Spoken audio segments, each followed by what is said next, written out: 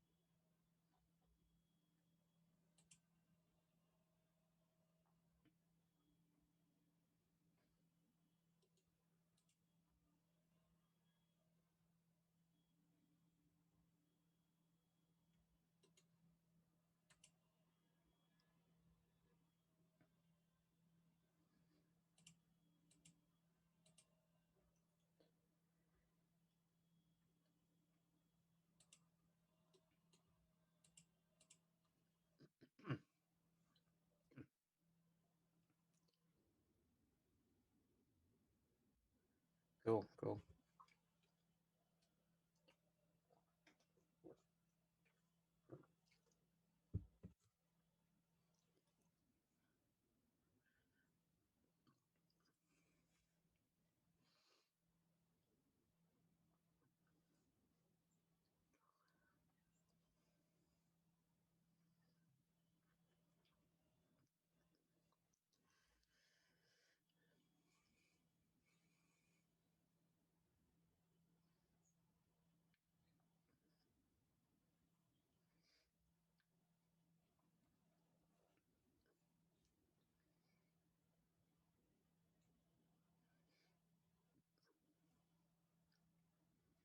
Yeah.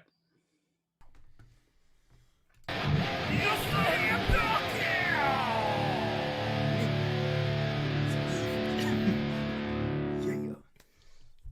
How is it going, guys? We're finally freaking back on YouTube. I am so excited. Oh. It's been how long? Since our retirement. Right? Dude, we retired, and then yes. we're unretired. And like that's Finally. my favorite part about that is we like unintentionally we were just making jokes about everybody retiring from the UFC, and we were announcing our retirement. Right. And then it turns out that we went on hiatus for a little while. Yeah, like that. Good times. Good times. Well, guys, we've got a guest on today, Rab from Room 302 Tunes. If you guys have not seen his YouTube channel, please go check it out. And we'll be posting links in there in the chat, hopefully on YouTube as well too. And then, guys, freaking hilarious content. And maybe it's because like all the games that he does roundups of are games that I grew up playing, and I know you played a lot of them as well. Mm-hmm. And like, it's freaking hilarious. His content's great, and then not just that, but the quality is freaking awesome. So, yeah, without any further introduction, let's bring him on in here. Freaking Rab. How you doing, brother? Yes! I'm doing pretty well. I'm pleased to be here. Nice. Well, thank you so much for coming on, dude. It looks like you're coming through on our end.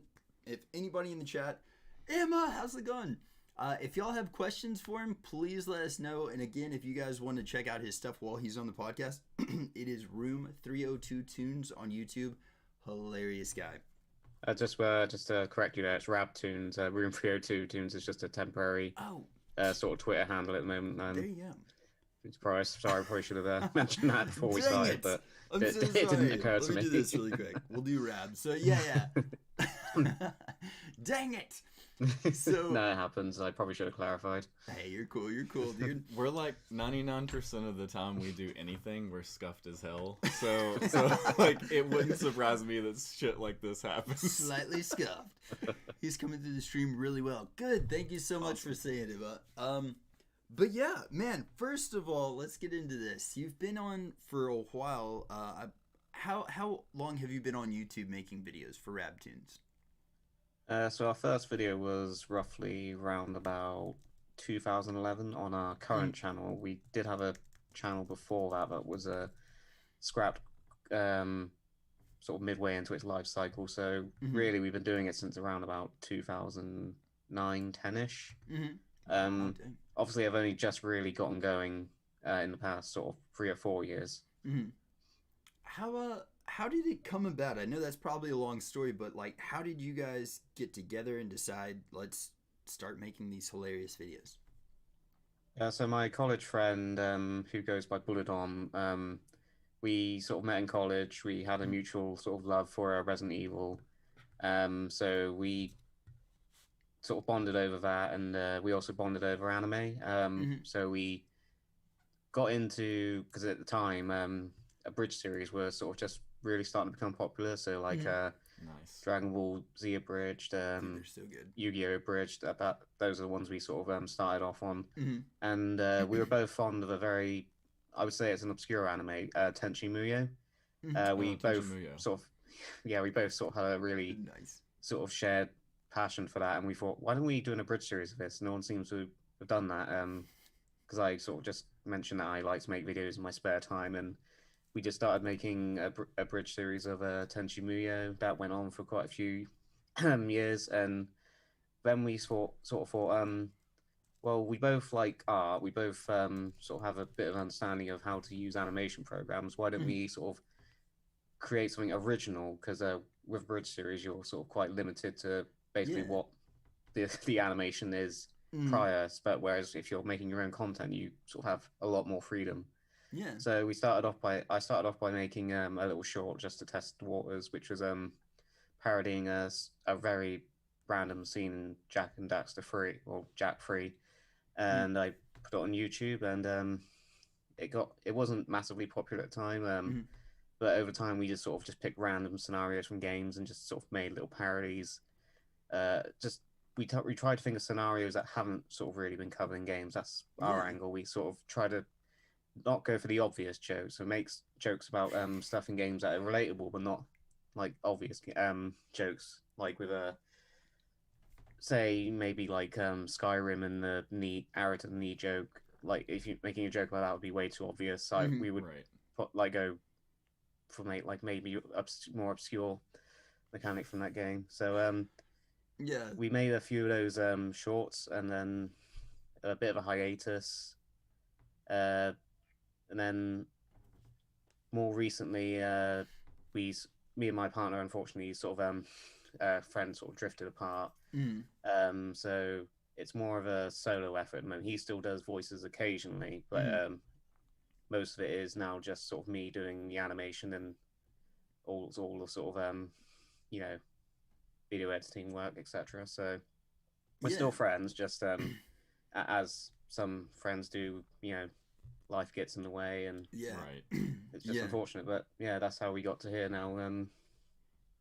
But so like, dude, I swear, like you were talking about the jokes that you guys write and like not so obvious ones. Sometimes like there's some really funny ones in y'all's like even the Final Fantasy VII in a nutshell. There's some really like on the nose ones that are like perfectly placed. Yeah, it's like things that everybody's probably thinking while they're playing the game, but you just like put it into the perspective where it's visual, Yeah, so good, dude. I swear, like I was going back and rewatching the Final Fantasy VII one, and they kept calling Tifa boobs. Yeah. Just random stupid stuff like that, dude. That's like I freaking love y'all's type of humor. And but beyond just that, man. So like the animation, do you do all the animation?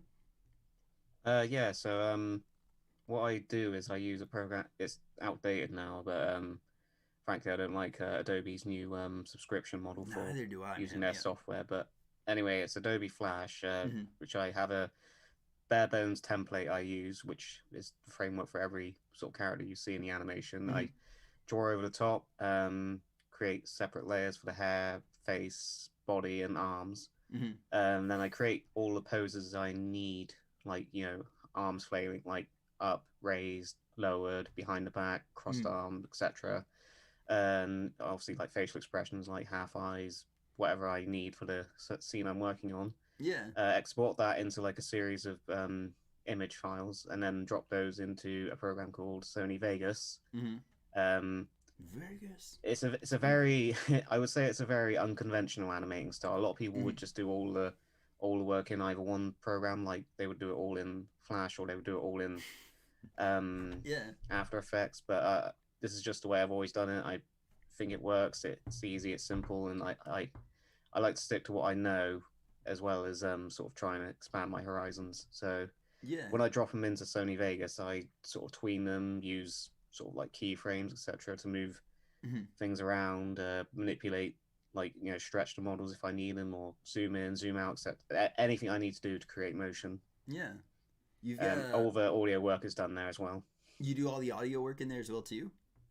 Yeah, so obviously the sound effects I source by various Googling, or on very rare occasions I'll get my microphone if there's a very sort of niche sound effect I can't. Yeah. Like sometimes you can't Google a certain sound effect you're looking for because you just can't describe that sound. So I just try to recreate it with my microphone and use that. But yeah, and then all the voice acting is provided by people who've helped me out over the years. And in the early days, I did a lot of voice acting myself, but over the years, I've sort of grown a bit less confident with my voice acting. I don't think it's dude, I was just about to compliment you on your voice acting. Like your voice, just your natural voice is like perfect for a lot of your characters. Dude, it's great for it.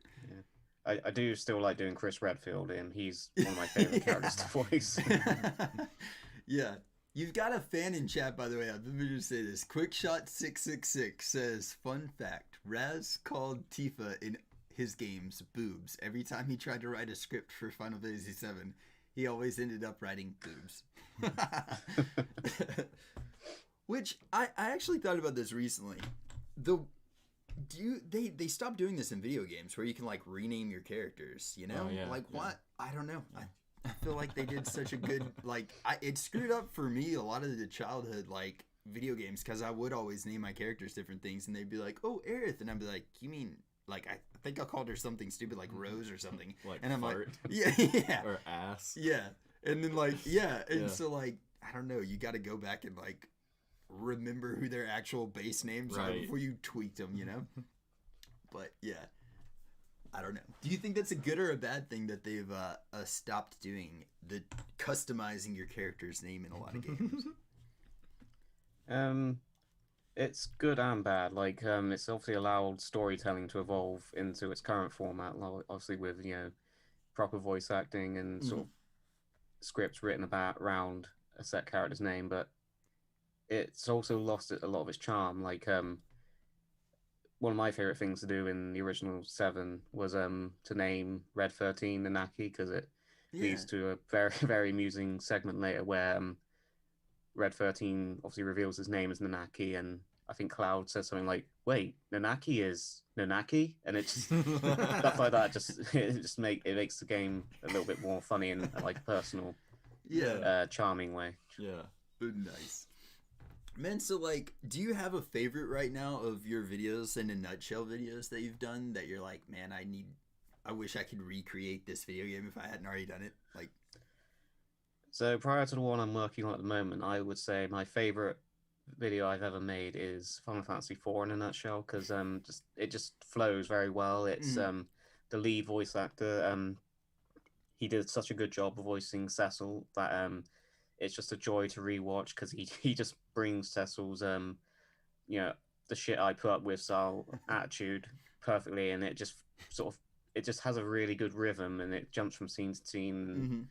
It's just one of my favorite ones to rewatch, just for the sheer voice actor of Cecil alone. Yeah, there you go, man. Yeah, hell yeah.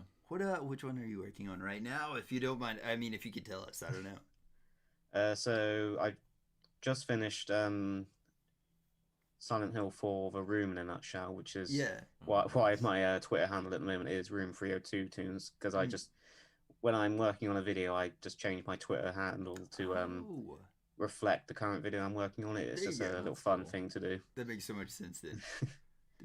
So obviously this is actually a recreation of my first ever full-length video. Well, back in those days it was more like 3.5 minutes, but it still used the same sort of format, like sketch, like static cut, sketch, static cut, etc., and so on and so forth. But that one was only, as I said, 3.5 minutes long. This one is a lot longer. It's created from the ground up. It doesn't reuse all the jokes, but it does pays homage to some of them. So it's kind of like I'm looking forward to people seeing this one, because it's kind of a celebration of my 10 years of doing this sort of stuff. So because it's, as I said, it's a recreation of our first ever full video. Yeah. And it's just a lot of love and effort was put into it, and it celebrates all the Silent Hill nutshells we've done so far as well. So I'm really looking forward to that one coming out. That's going to be out on Halloween. Oh, dude, live premiere. So I know it's right now. I think you said it's on your Patreon page, right? Is that correct? Yeah. So that's if people feel like sort of pledging a little to see it early, it just sort of supports the channel, and obviously you get the bonus of watching the video before anyone else does. Yeah, I'm gonna see if I can't post that really quick in here, just in case anybody does want to get on there and check that out. But thank you. So how did you guys start doing the abridged? I mean, at the time that y'all started doing this, there really wasn't like anybody else really doing it as well as you guys, or even just to mention, like, how did you really get into the animating and doing that side of things? So as I said, my friend and I shared the mutual interest of Tenchi Muyo, and we both liked watching Dragon Ball Abridged, which was in its very early days at the time. Yeah. I sort of mentioned that I make so going back even further through my video making career, if you can call it that, I used to make YouTube poops. I don't know if you know about those. They were very rudimentary, sort of like very silly sort of humor. I would splice clips from those CDI games to make Link and Zelda say all kinds of random crap, and it just evolved into sort of making like a little weird storyline out of it. Unfortunately, those videos got purged because that channel got a copyright strike, and I stupidly lost the backups. But I did manage to find like a backup of them on some random guy's channel a little while ago, and it was nice to rewatch those and see how far I've come. Yeah, for real. So I showed my friend these videos that I made, and he said he absolutely fell in love with them. He said, he sort of asked me, so you can make videos like this? Could you make like an abridged series? Could we do that? Yeah. And we just sort of thought, yeah, why don't we give it a go? So we got together, went around each other's houses when we could, and sort of watched Tenchi Muyo, sort of wrote down whatever jokes came to mind, sort of started formulating things. As I'm sort of the more of the writer of the team, I would put together a like scrambling of notes and random ideas into sort of a cohesive sort of script. We then back then we didn't even have a microphone. I used to record all our lines on like a handheld camera. The audio quality was very, very bad. God knows how we got anywhere with that, but I think because we were doing such an obscure anime, we managed to gain like a small little following, and we managed to build that up over, and obviously we transferred that over to when we started doing animations. There are very few select numbers of our fans now that remember our abridged days, but yeah, that's basically how it sort of evolved from just idle chat and into an idea, and then into something that's really out there on the internet. Yeah, dude, like, I don't know, humble beginnings, man. And then, like, to especially be able to look back and be like, how did we do as much as we did with as little as we had? Like, that's right. Really awesome. I mean, that's like how we started. Yeah. We just gathered the materials that we had at hand and basically just... like I think our first podcast was filmed on a GoPro, right? Yeah, dude, and GoPro, and then I had to transfer the files to my phone and then edit it and then put it together. It was, dude, it was ridiculous. I mean, it's wild. But I think it's like the tenacity almost of like being able to be like, this is what I want to do, and you'll jump through all these hoops to make it happen. I think that's like a really big thing, and probably pays a lot to your success now. You know, like where you're at now is because you didn't let any of those things stop you. Yeah. So sometimes we would just be at college and we would have a script printed out on a piece of paper. We would go somewhere quiet with the aforementioned camera with the capsule on. We would sit there just recording lines, like, and sometimes we'd be shouting lines because there'd be shouty stuff, and we'd get such weird looks from like random students walking past, thinking, "What the hell are you doing over there?" That's freaking hilarious. Oh, nice. Well, man, so like I can kind of get a good tell of like your favorite games and stuff like that from your channel, but if you had to like what kind of got you started into gaming? Believe it or not, actually one of my first ever memories of gaming is Rayman. Oh, nice. The original Rayman on PlayStation 1. As some people may know, that game is very, very hard, so it was very difficult for someone so young to sort of get very far in that game, but something about Rayman and its graphics, the music, sort of really reeled me in. And then like from there, Crash Bandicoot, and I think we rented Final Fantasy VII from like a old like a video and game rental place in town, and I just was floored by this game. It was just wow, I had never seen anything like it. Like the graphics, even the quirky Lego style graphics at the time were sort of mind blowing, especially when you got to the first ever cutscene in the game, which shows Aerith, and obviously the camera pulls out. My mind was like, "Whoa!" Oh my god! And, yeah, dude. Right. Yeah. That scene with the motorcycle coming down the stairs, I was like, "What?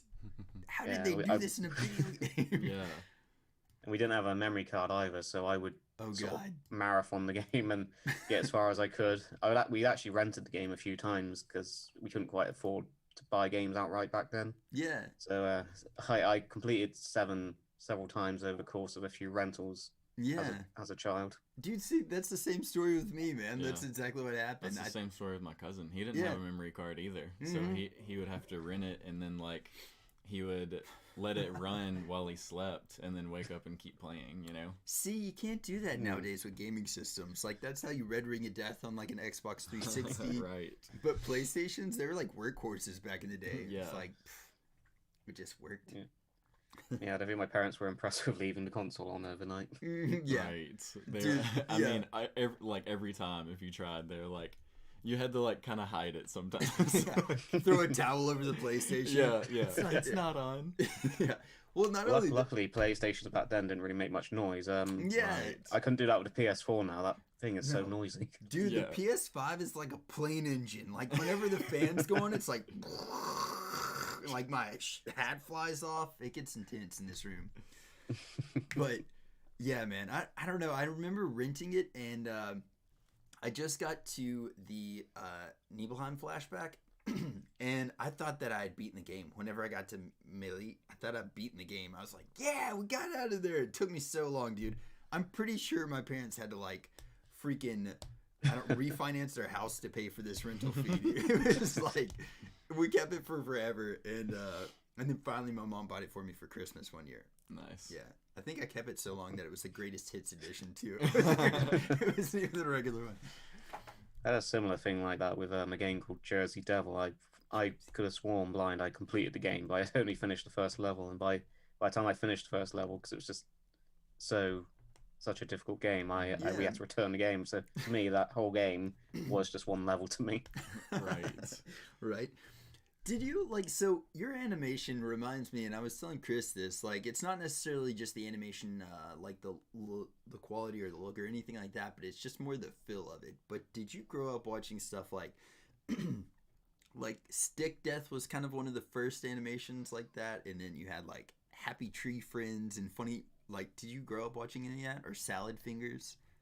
Salad Fingers, definitely. I just love that sort of absurd, creepy. Right. Yeah. I'm not sure what you'd call it, but just yeah, that really appealed to me. Yeah. Stick Death. I think if you're on about the same thing I'm thinking of, where it was like a little stick man and he pulls out like a gun and he shoots a bunch of stick people, and then like it just gets crazy and there's like loads of dead stick people by the end of it. Yeah, I remember watching that and being fascinated by someone taking the time to animate all that, because that was sort of mind blowing. Right. Happy Tree Friends, I never actually properly watched. I would probably say my closest equivalent is Invader Zim. I was a big fan of that growing up. Nice. That show was so good. Yeah.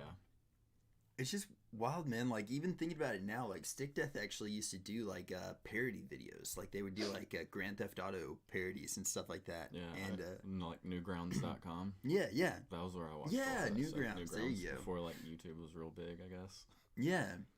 I don't know, man. I feel like they like that whole scene sparked like a generation of like probably got my whole humor. I drew stick figure battles in high school. Like I couldn't draw worth a damn. So the irony is these stick figures. So yes, dude. The irony is I couldn't actually upload any of our Flash animation like videos to Newgrounds because I couldn't figure out how to, because I know it's changed now, but I remember Newgrounds used to have in like Flash players, and you would click a play, resume, scene selector, or like depending on which animation you were watching. But because obviously I have very bare bones knowledge of Flash, I couldn't create like a pre-menu thing to play our animations, so I actually never put our animations on Newgrounds, despite people saying a lot of people say it reminds them of the old Newgrounds days, and it does, man. It's just ironic because I never could put them on there. That's so crazy.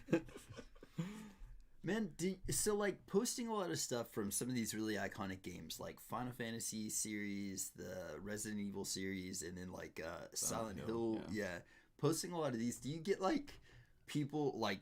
Because I know Final Fantasy, for instance, just recently in the last couple of years has had like a lot of really crazy toxicity of just like crazy fans that are just like, I can't believe these two aren't hooking up. Do you ever have that with your videos? You have like, I mean, Quickshot666 says that he is your resident professional shit poster. So like, but do you have like people that are just get on there and they're like, oh my God, I can't believe you've done this. If we pick on any certain character, it tends to drive out of the woodworks the obscure fans of characters like that. So I would say our third Final Fantasy 13 in a nutshell actually drove out a lot of the people who do like Hope time as a character. Because I cannot stand him. He is such an annoying character. Dude. His voice irritates me. His motives make no freaking sense. He's not an ally in the team, I don't think, or he's not an asset to the team at all. Like, man. Yeah, if I pick on a certain character, and I do that a lot in these parodies, it drives out a lot of the fanboys and fangirls of said characters, and it's always amusing to see them say things like, why'd you pick on this character? They're actually quite deep if you look in it. I'm like, it's just a parody. That's just, what. Right. They think that they're like real people or something. It's, dude, I swear, like even in comedy right now, like that, just the whole thing, comedy is just for comedy's sake, people gotta not freak out so bad. Right. We need comedy in this world. Yeah, man. But I was actually going back through recently and playing 13, and I remember saying, like, God, he is such a dud. Like, anytime he would be in your team, it's like, why is Hope here? It was rough, man. It was a rough stream. That one was a hard one. What was with his weapon? A boomerang? It just... I know, like, you've got... I know Final Fantasy has unconventional weapons. Like Walker has his Blitzball, and but it's literally a boomerang. Yeah. And he's not, I swear, man, he's not even, I try to set him as like different things, like a healer and stuff like that, and I just could never get him to where he was like really doing a good job in the game anytime he was in Well, Siri, no, not now, Siri. But do you have like a favorite Final Fantasy, or like which one would you be your favorite? So ironically, it's actually the same one that's my favorite nutshell, which is Final Fantasy IV, because it's just Nice. it was the first game with ATB, which I think is one of the best systems the series has used. The characters, I just love the cast of 4. The music, it was probably the first time in, like, chronologically in the series where I would say the music started getting really memorable and having sort of standout tracks. Yeah, it's got a good sort of learning curve, I would say. Whenever I replay 4, I'm surprised how, because a lot of times I have to grind in some segments to get ahead, but 4, I find that as long as I just don't run from any battles, it's a relatively smooth journey. So yeah, it's just 4 has always stuck out to me as one of my favorites. Man, like, do you, whenever you like write the script for something, like, so you've been preparing right now for Silent Hill 4, is that correct? The next one that's coming up. So when you're preparing for it, do you go through and replay the game and you're just writing notes like, this would be funny, this, like, or how does that process work? So when I started the series, I would replay the game myself. I would have like a little notepad app on my phone where I'd sort of jot down ideas in between sort of saves, and just sort of after cutscenes, I would basically, if an idea came to me as I was playing, I would pause, write down, or after a cutscene, I would just sort of stop and think, reflect on the scene, see what I can pinpoint in that scene to make fun of. Is that scene worth doing?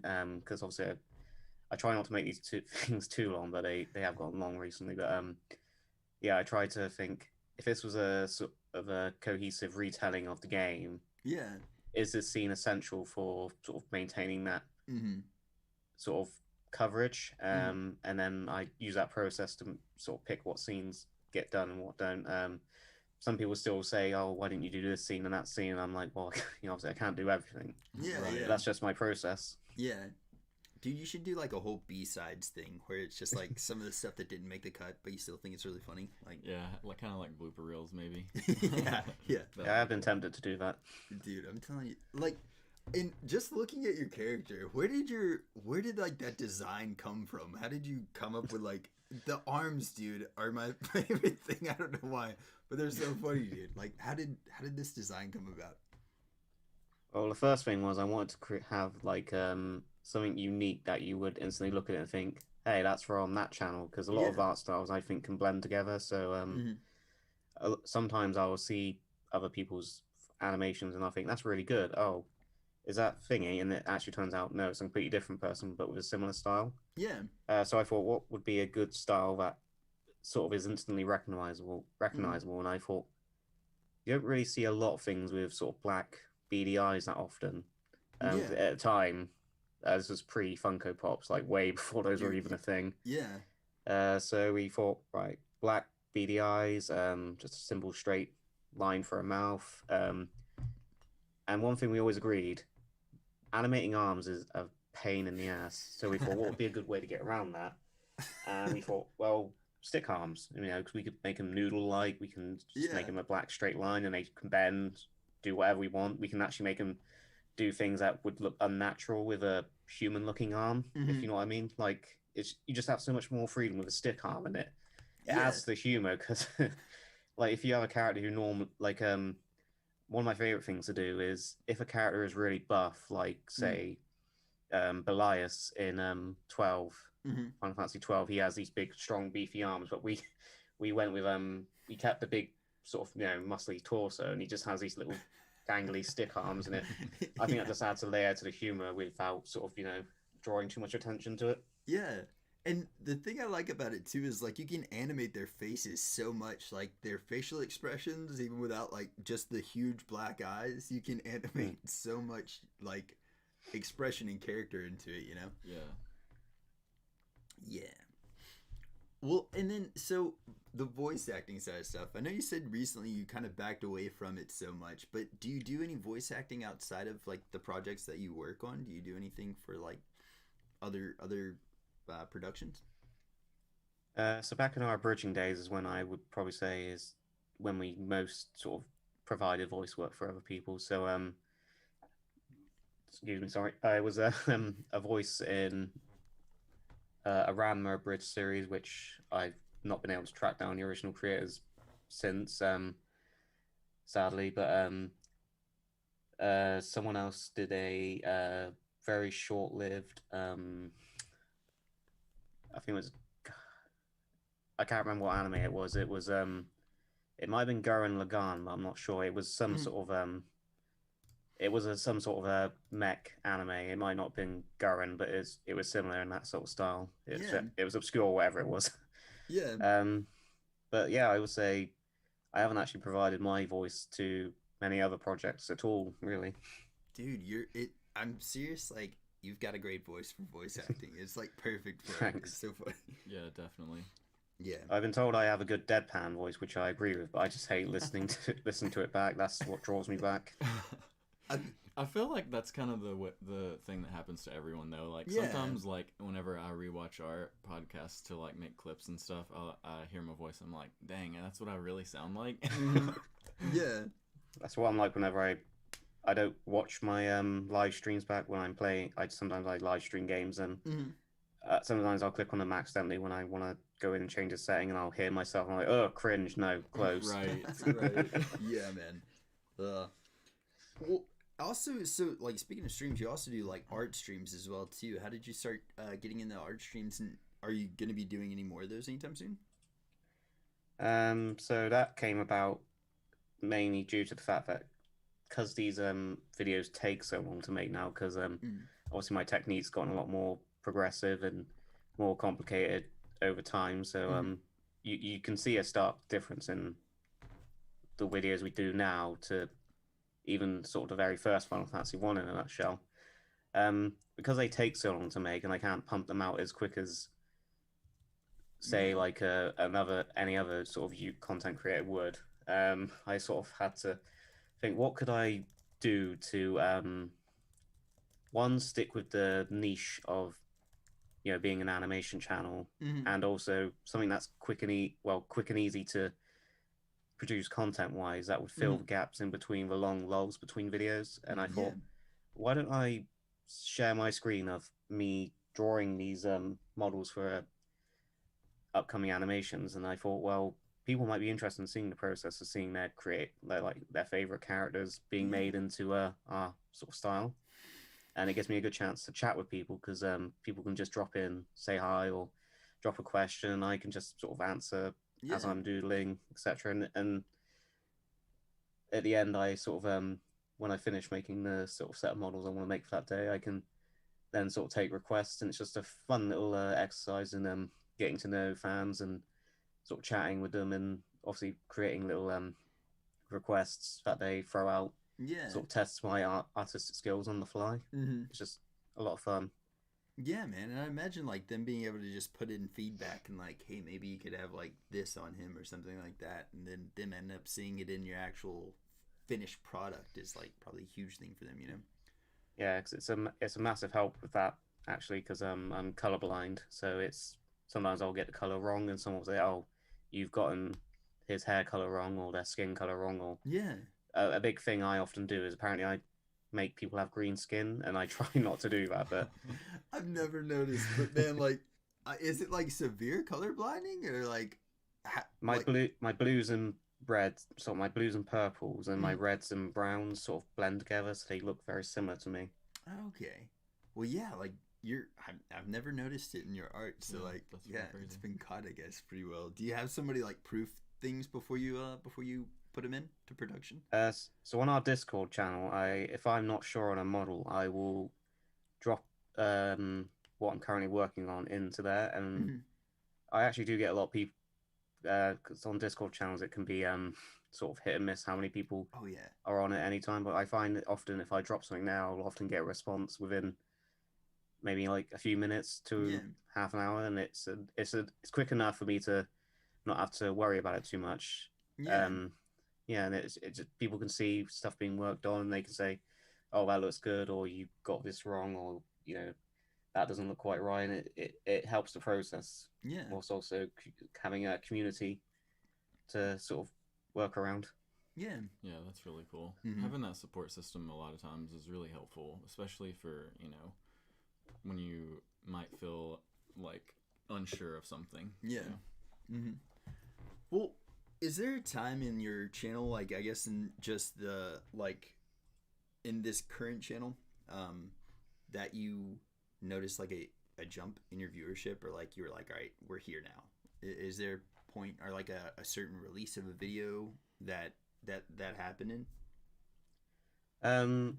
So, with our Resident Evil videos that we started with, basically the RE1 parody, I would say we were mildly popular. We had about 1,000 subscribers at the time, which is insane to think about now. But from there, we didn't really notice many people sort of watching our videos that much. There was a big sort of hiatus in between that finishing and the first Final Fantasy 1 in a nutshell. So that came about because I was going through a bit of a depressed episode. I sort of wasn't feeling good about myself and my animation and sort of my skills all in general. And I just decided to, take one last shot at doing animation and sort of try and make something good. And I tried to pull myself out of my funk and committed myself to this project, which was at the time was to just do all 15 at the time. Well, actually, it was 14 when I first started scripting them. It then became 15 when 15 came out. So my goal was to parody every single game in sort of a 5 to 10 minute sort of time frame. So I threw out a sort of request for other voice actors to bring into the series to sort of bring a bit more diversity to the cast. And I put out Final Fantasy 1 in a nutshell, and I thought, right, this was just for fun. I just wanted to see if I could do this. And I don't know what happened. I don't know how it happened. That one just received a massive boon in sort of the comments and views, and I to this day I cannot figure out what. It's so cool to see that happen in real life too. I imagine you're like, what the, like, right. just. It just grew with each one. I'm not sure why, but yeah, when I hit 7, I would probably say is when we really hit our stride and numbers really started to grow. Which is obvious, which is expected because 7 is by far the most popular in the whole series. Quickshot said, I could be wrong, but I think your biggest viewers might have jumped back in 2016. And then that sounds about right. And he's stunned right now. He said, wait, you're telling me you actually put in work behind these videos? So he's literally learning new stuff right now. Yeah, he's an old friend of the channel back from way back, like, even when we were doing the Anime Bridge series days. He's a good friend. He means well behind his what can be construed as sort of harsh jokes, but I get his sense of humor. That's really cool. That's how I am. Like, I'm sort of like, if I don't fuck with you, then it's probably because I don't even like you or something. So like, if I fuck with you, like, it's because I like you. Like, I get that kind of humor. So that's cool, dude. But it's really cool to hear you say that. Like, it's not cool that you have to experience this, but I think a lot of people can relate to it. You said, like, you were questioning, like, your talent and your, like, how good you were at doing what you're doing and stuff, but then now you, like, look back at it, and I mean, it's kind of hard to deny how well your videos are doing and how well put together they are, so I don't know, I just think it's cool I'm sure a lot of people watching this have the same doubts and stuff that might have stopped whenever you were just like, we're gonna give it another go. I think it's cool, man. I get some comments from people sometimes that say, people saying they've been going through a depressive episode and how my videos sort of pulled them out of that funk and really cheered them up. And I really like those ones because as someone who came from a similar place, it just feels good to know that something I create helped someone else also get out of their funk, because I've been there and it's just not fun. It can really lead to some sort of dark places, and I really don't want anyone to ever have to feel that way. So to know other people feel better from watching my stuff, it sort of helps me, think I'm putting something good into the world. Yeah, man. Damn, that's really cool. It's a really cool way of looking at it, dude. I like that a lot. That's how I try to live my life these days too, because I've been there as well myself, and I think that, you know, being able to come from that experience and help others maybe not have to go through that experience is really, I think, a big thing of what humanity is about. So and like for me, I have anxiety really bad, and I've dealt with it for a really long time. And like streaming and just like being able to talk to people on here and doing like podcasts, and as well just playing games and just farting around. Like if I've had the worst day, just the longest horrible day, if I'm like, I'm still gonna go stream, and then I get on and start streaming, like maybe 30 minutes into the stream, I'm like just having a blast and cackling with a lot of people, and it makes it better, man. So I don't know, I think it's really cool, and I like the fact that you're using like comedy and it's bringing out that in people. That's got to be awesome, man. Very cool. But yeah, I had something I was gonna ask about. Hold on one second, let me think what that was. But also, Final Fantasy VII being the most popular game in the entire series also means that there's already a good amount of people waiting for good content. Did you have a lot of backlash whenever you posted the Final Fantasy VII one? Like, did you have a lot of people that are like, "How dare you call my woman boobs?"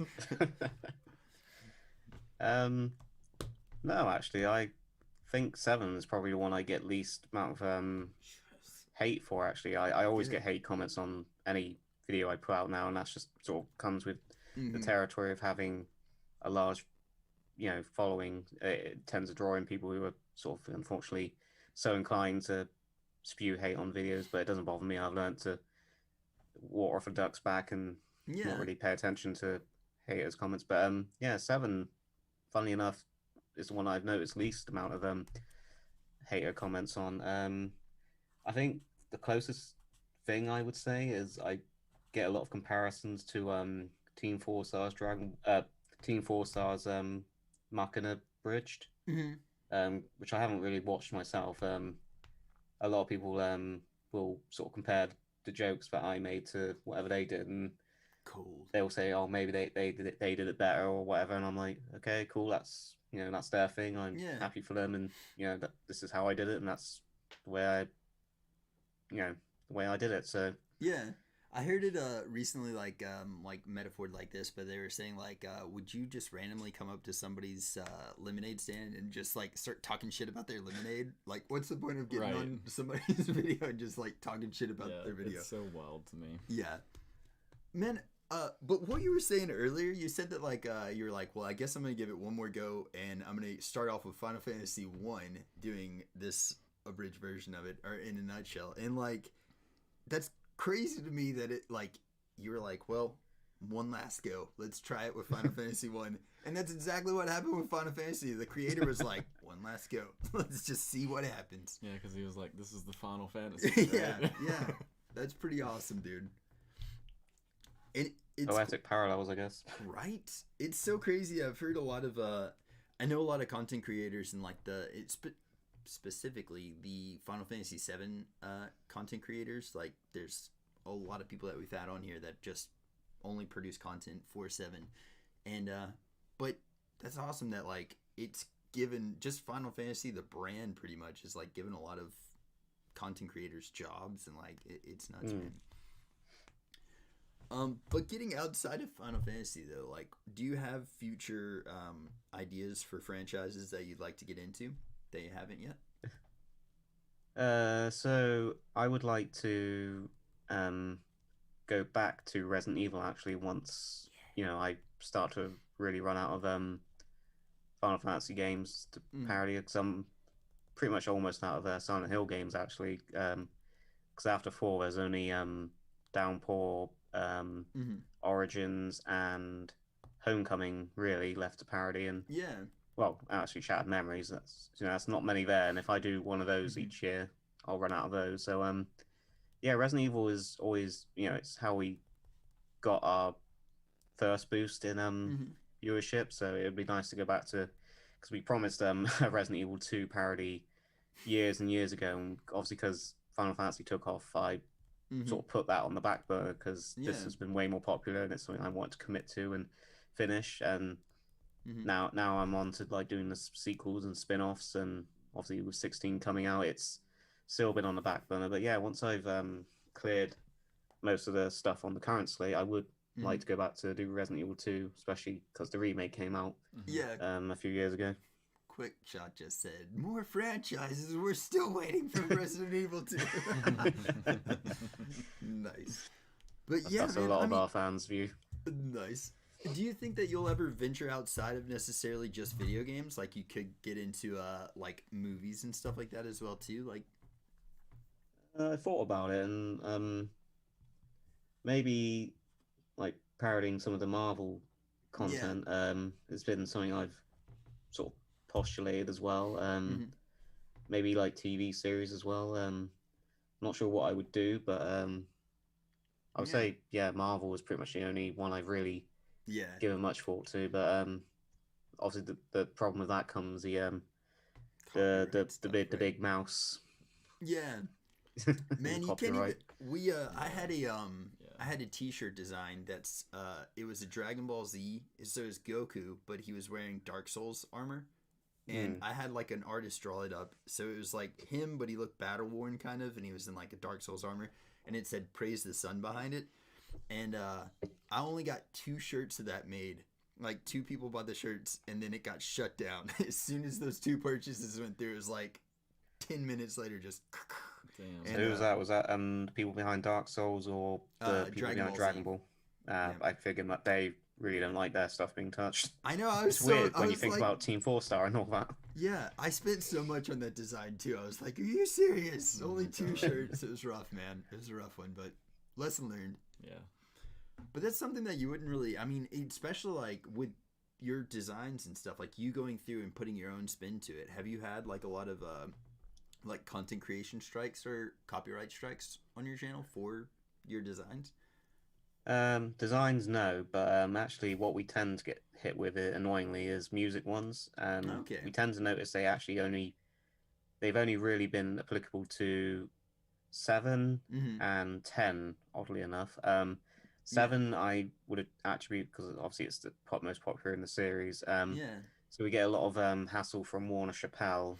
They mute it. Well, they didn't mute, but they basically copyright claimed portions of our 7 in a nutshell video, which I then unfortunately had to then trim out to get them off my back, which meant we lost a few scenes. A lot of people have noticed that. The scene where Cloud sort of runs around the corner and it's sort of 3D-ish Paper Mario style, and he sort of jumps off, lands on the train tracks, and then gets hit. That has been removed. Sephiroth's supernova attack sequence got cut because it obviously used One Winged Angel. So we noticed it tends to be, if you use like an iconic Final Fantasy track, they tend to notice that and then think, oh no, we're going to put a claim on that. So to combat that, we just removed that scene, and it's unfortunate, but we're working on sort of restoring them in like a way that people can click on the link. And I don't like having to take videos down and re-upload them because it means all those views that I worked so hard to gain are just gone. So I don't want to have to take it down and re-upload it with different music. So if I can retain as much of the video as much as possible and still keep Warner Chappelle off my back, that's the route I sadly have to take. You could even, like the flute Titanic theme song, like it's on every Phil thing. It's like it's like really crappy flute thing. You could even, I don't know how close or how similar it is before it gets that strike, but I mean, it would be even add to the humor if you kind of like did a detuned version of that, and that would be as simple as plugging it into like Logic or something and doing it detuned and editing it a little bit.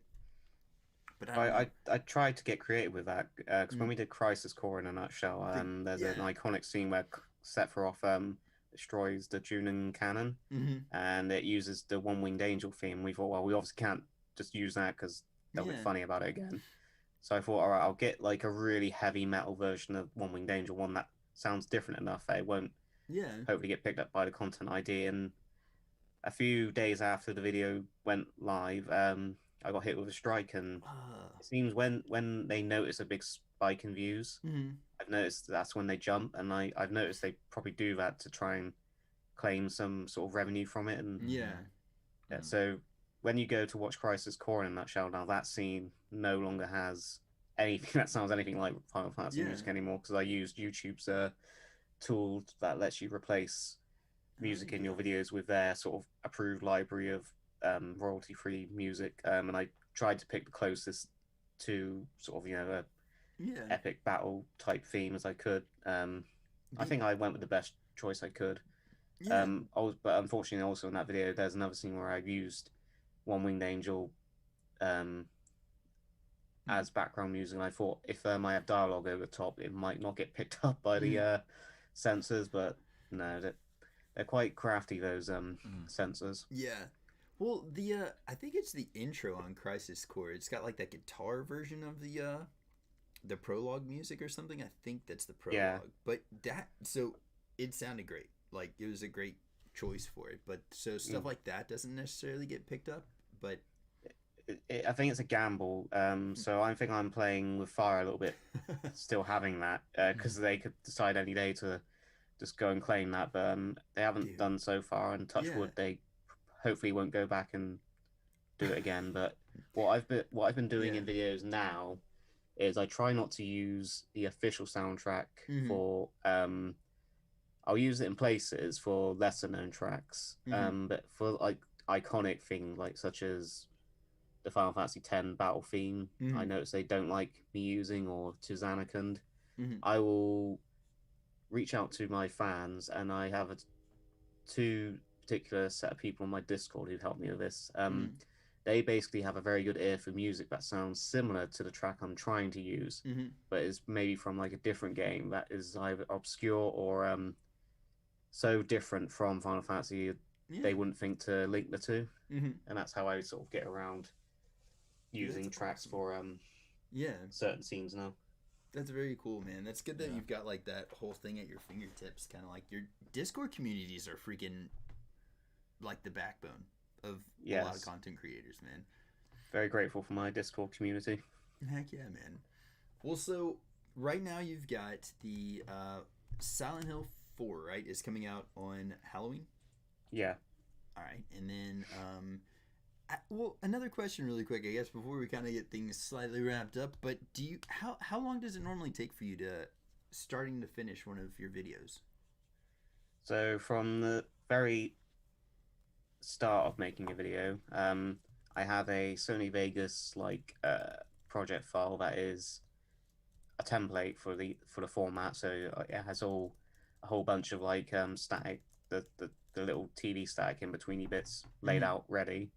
It's got audio tracks labeled voice actor 1, voice actor 2, voice actor 3, etc. So I know I've got a bunch of audio tracks I can just dump people's lines in and sort of have them organized. The lip movements I have sort of set out ready to sort of manipulate in any fashion I need, which say the lip syncing is actually probably the part that takes up the most time, I would say, because I have the mouth movements separate from the character's model, and I overlay them on top of the poses I make, and then I sort of obviously stretch the mouth movements to sort of meet the sort of syllables of each character's dialogue. And when characters move their head, or if they're walking along, or if they're doing any sort of movement whilst they're talking, I have to tween it so that the mouth movements move along with it.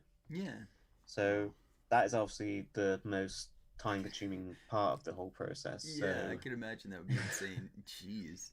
I didn't know if you send them the video of the character moving the mouth, but that makes sense what you're saying. Like the way that you're doing it makes a lot more sense. We've actually noticed in some videos where I've obviously been working so long, I miss it sometimes. Sometimes a character's mouth will just randomly fly off. I would say the most noticeable moment of this is in 10 in a nutshell, and 12 in a nutshell. In 10, if you watch the scene where Seymour dies and he falls on the ground and says he's gonna form the shape of Yevon's symbol as he dies, just before he falls down, his mouth floats up off. And that's because I forgot to set it so that his last mouth movement sticks. So what it is doing, the mouth is moving its way to where it's going to be in the next scene, because the keyframe is obviously not set to just lock. And in 12, in a nutshell, at the very end, Balthier says, "Oh, I thought we were done," and his mouth just flies completely off his body into oblivion, and that those That kind of sounds mistakes really perfect, eat me though. up inside. Yeah, I was gonna say it kind of adds to Yeah, the humor a little yeah. bit. I feel. We're thinking of start making a joke around it at some point, like Oh, Yeah. nice. working a mouth flying off into a joke in itself. Yeah, that's awesome. Nice. Overall, I would say an average video takes anywhere from a month to a month and a half to make now, based on the current length. Yeah. Do you feel like the more that you do it, the more your process just gets refined, and then you've kind of just got like almost a copy and paste type style of doing things, or? Yeah, I'd say so. The lip syncing is, as I said, I've got a bunch of varied lip movements I can use. That sometimes if I just copy a bunch of them and paste them, by chance they'll match the syllables for the line I'm trying to lip sync. So that sometimes saves me a little bit of time. Yeah, so little tips and tricks I've found over the sort of years have helped me sort of refine the process to the point where it looks good, but also saves time. I know you were saying that like your programs that you use are kind of like older or outdated or whatever, but like at the same time, sometimes those things, like you get the hotkeys down, you get like just your own way of using that program, and then it's just like another tool to you, you know, like a hammer or a drill or something like that. And so yeah, man, I mean, I'd say just stick with it, like, you know, no need. If it ain't broke, don't fix it. Yeah, exactly. Well, nice, man. I'm excited to see your next video, and hopefully, Quickshot can get his freaking Resident Evil 2 video sometime. Sometime. Yeah, but and then another thing, do you ever like are you ever looking for voice actors? I actually have a lot of people in my chat that are doing voice acting and stuff. Do you like do you post that in your Discord, or where do you get your voice actors from? So if I'm looking for a project which is basically not using characters that I've already used in a different nutshell, so say 7 to Crisis Core, I use a lot of the same voice actors. But if it's like a brand new slate, I tend to use Casting Call Club, which is a handy website. Throw up a casting call on there. If I'm just looking for like a handful of extras or like one-off characters who it wouldn't sort of benefit me to open up a whole new project on Casting Call Club, I have a little mini channel on my Discord server called the Voice Acting Guild, which people are assigned voice acting role member. So if I need anything, I just ping that particular role, and everyone gets notified that this character is needed, what lines are needed, when the deadline is, etc. And that just sort of allows me to sort of give a lot of, throw out a wide net to let, because the main one of the driving factors behind this whole project has been sort of getting a whole variety of people to sort of collaborate, come together, and just have fun voicing these silly little animations. And it's allowed me to meet a whole bunch of people I'm really grateful for, and made some good friendships. So I like to try and use different voice actors for every single project I do. Yeah, I don't know why, but like iconically, like the Barrett voice in Final Fantasy VII, the original one that you did, is freaking hilariously great. And I was thinking, like, I don't know, have you ever tried to get like a voice actor that did the voice acting for that particular character to get on and do it? Like which John Bentley, I think, is Barrett for the remake, right? Oh, like getting an actual voice actor from the games. Yeah. Like getting John Bentley to do to get Tim to do like the Barrett in the remake. He's actually that guy though. He would probably do it because he's freaking awesome.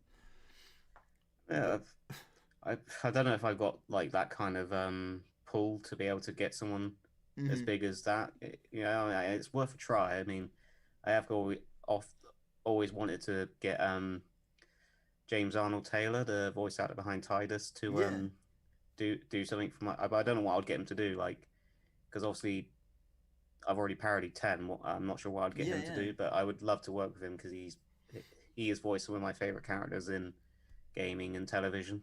Yeah, out of all of them, you would probably get it. Yeah, dude, I'm just saying there's so many voice actors out there, especially like with 7 doing Remake Part 2.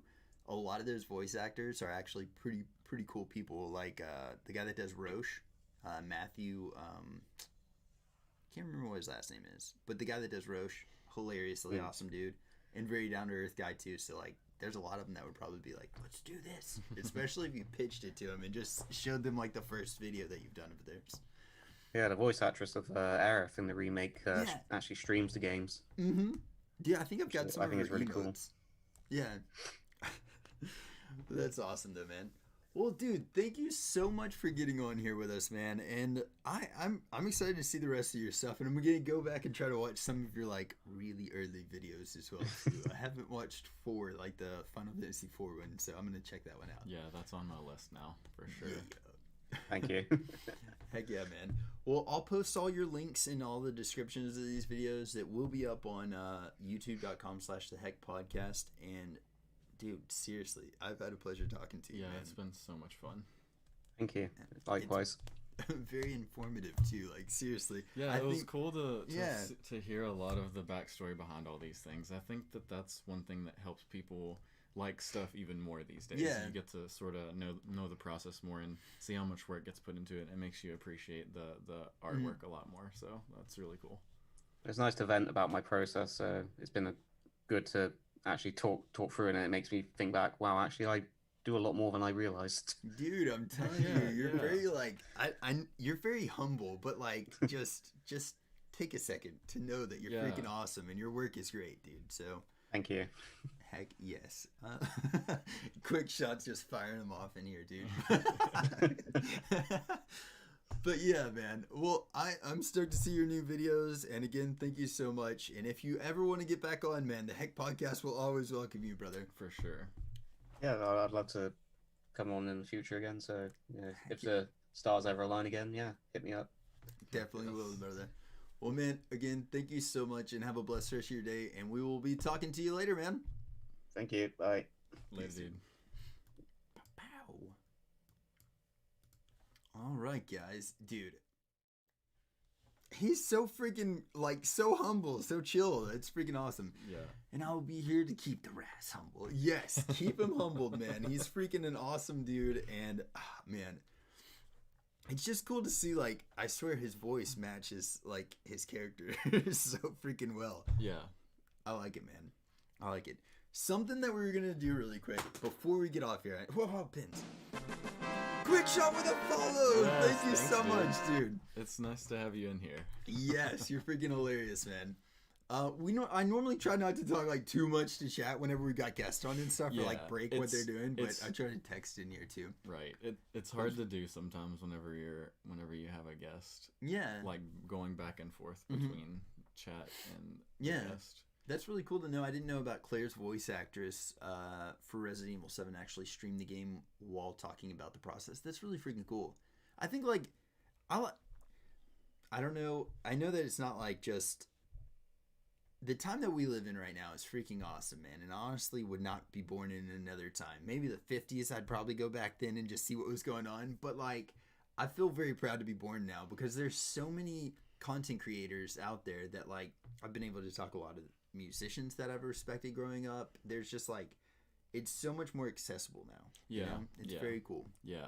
It is really cool. It is a really cool time we live, actually. It's a cool time to be alive, guys. Because like going back to that, like I've been watching Dark Side of the Ring. Yes, which fucking is, awesome show, man. One of the best documentaries that I've ever come across. But it's like goes back behind the scenes of like old wrestling accidents or things like that, and you get this like there's so much stuff that happens that you would just like not that it's just unbelievable that happened back then, and like you would never know that back then, you know. Yeah. So yeah, we do live in a really cool time. It's a good time to be alive, guys. I had quite literal years of experience in taking my attention away from streamers while they're playing the game. Yes, look, that is something you could write on a resume, my friend. Yeah, it's a gift. It's a gift. It's actually, I think, one of the most helpful things that streamers can have is someone in chat who's really good at, you know, so good at my job that Raz's Discord has a rule they can't talk about something I told them about because it traumatized. Nice, man. Well, heck yes. So this will be up later on YouTube. So please go check this podcast out on this link. Boom, theheckpodcast.com. Check it out there, guys. I'm not going to rate out because I found out that last time I rated out while I multi-streamed, it kind of fucked some stuff up.